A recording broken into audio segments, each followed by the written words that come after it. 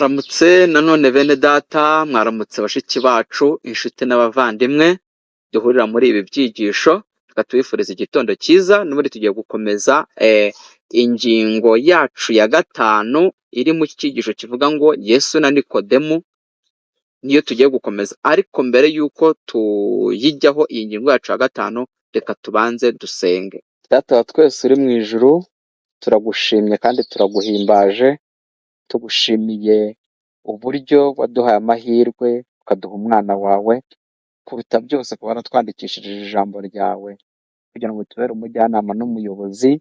Uyu mwanya rero tugushimiye yuko iki cyigisho tugiye kwiga, tugiye kurebera hamwe, kivuga ibya Yesu na Nikodemu.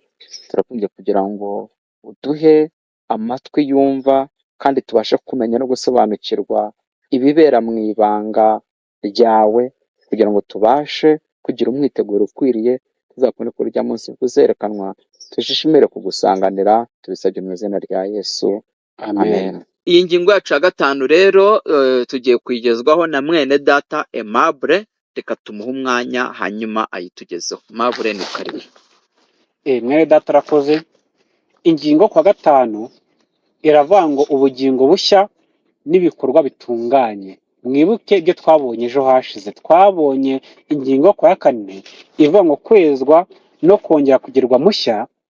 Tubona uburyo dukwiriye kugira imibereho mishya iboneye, kandi twanabonye cyane cyane ku kintu cy'umubatizo.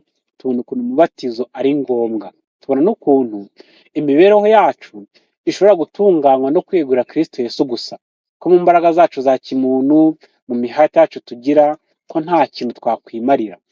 Rero uyu munsi tugiye kureba hamwe ingingo kwa gatanu ivuga ngo ubugingo bushya n'ibikorwa bitunganye. Ikibazo cya A kirabaza kiti, ni ubuhe butumwa intumwa zagombaga kwandika hanyuma bwerekeranye no guhinduka kujyanirana no kuvuka bundi bushya?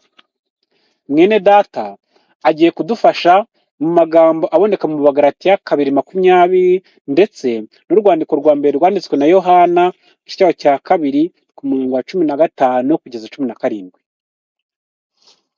Arakoze. Reka duhere hano mu Bagalatiya 2:20. Haravuga ngo, nabambanywe na Kristo, ariko ndiho, nyamara sinjiriho, ahubwo ni Kristo uriho muri njye.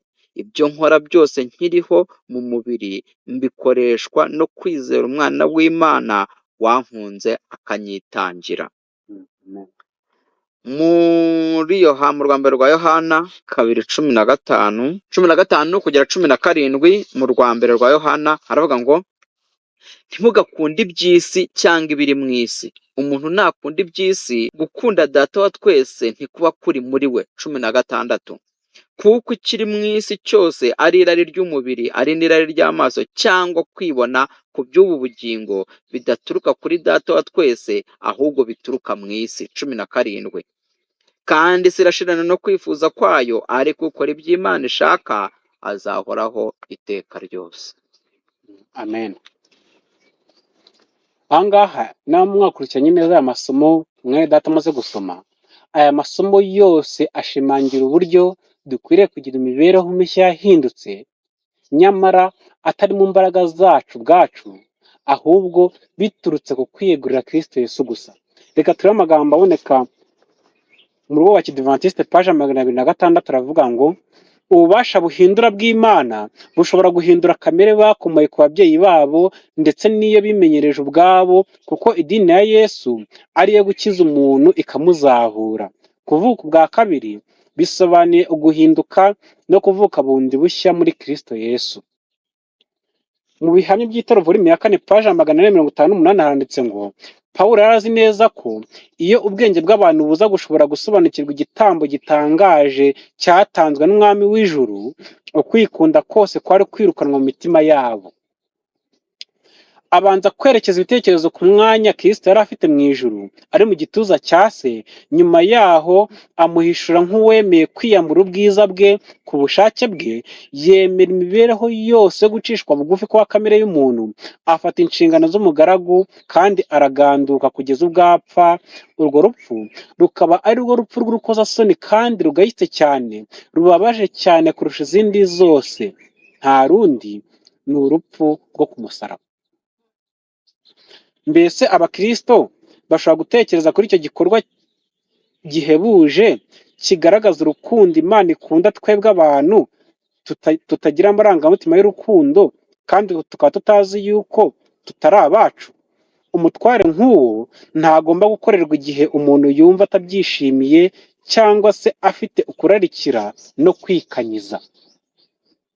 Hano Pawulo ashimangira neza ukuntu Yesu Kristo yicishije bugufi agasiga umwanya w'icyubahiro mu bikari byo mu ijuru akaza muri iyi si kugira ngo aducungure twebwe abanyabyaha. Ese kwicisha bugufi kwa Kristo we hari icyo wakuvugaho? Tunyamutse no kuyo. Kwicisha bugufi arakoze. Yesu yicishije bugufi cyane, ngira ngo ibyanditswe bitubwira yuko yaragandutse ngo ntiyanga no gupfa urupfu rwo ku musaraba. Ndetse hari n'aho bitubwira yuko yazanye akamero nk'ak'umugaragu w'imbata. Muri make yicishije bugufi mu rwego rwo hejuru. Birakenewe ko natwe twicisha, tugira umutima wo kwicisha bugufi. Urakoze cyane.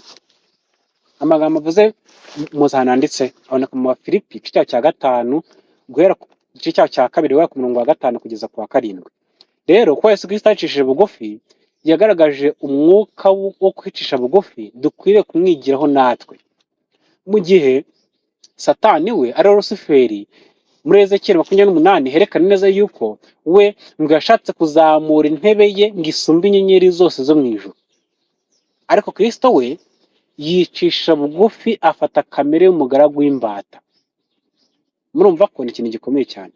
Rero abantu bicisha bugufi bakiyoroshya baba bagera ikirenge mu cya Kristo, mu gihe abishyira hejuru bakiremereza bakumva ko bakaze, bakumva yuko ngo ari ku rwego rwo hejuru, yuko abandi bari munsi yabo, bene abo bafite umwuka wa Satani.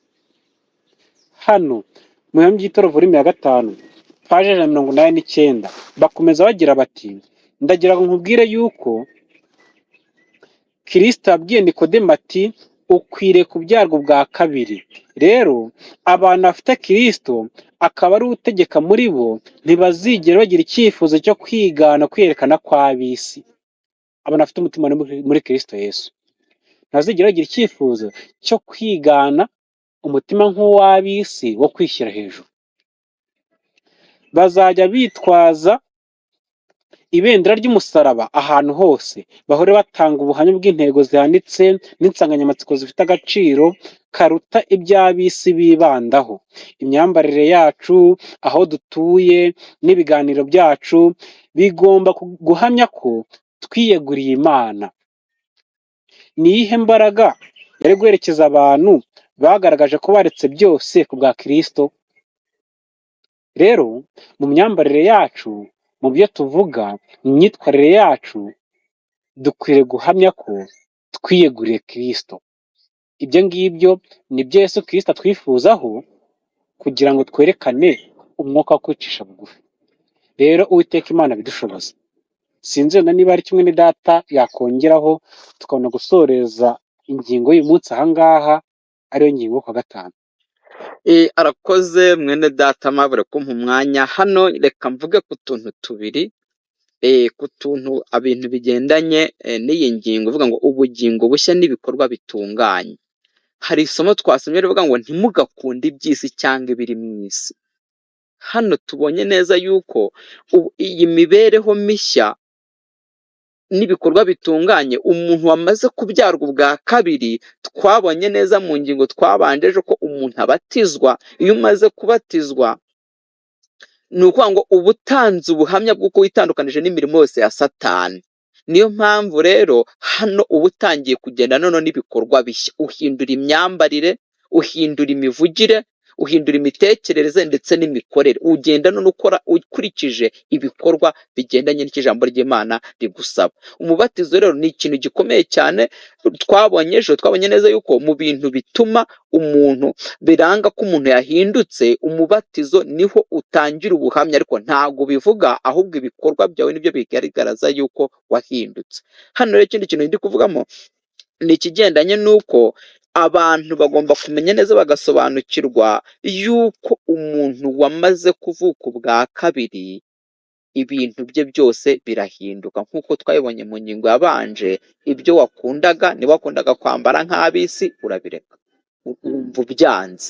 Niba wakundaga kurya kunywa nk'abo, ngira ngo twarabibonye mu byigisho byagiye bitambuka yuko hari abantu banywa vino zisharira. Ibi byose ugenda ubyanga, ahubwo ugakunda ibigendanye n'icyo ijambo ry'Imana riri kudusaba.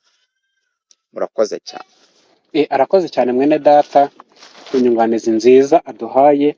Rero ni mutyo buri wese asabe Kristo Yesu mu masengesho y'urwiherero twamaze kubona yuko dukwiriye kugira ngo tubashe kugira ubugingo bushya, tugire ibikorwa bitunganye, uko tubaho, uko tugenda, uko twambara, ndetse n'ibiganiro tugira byerekane neza yuko twavutse ubwa kabiri, yuko twahindutse.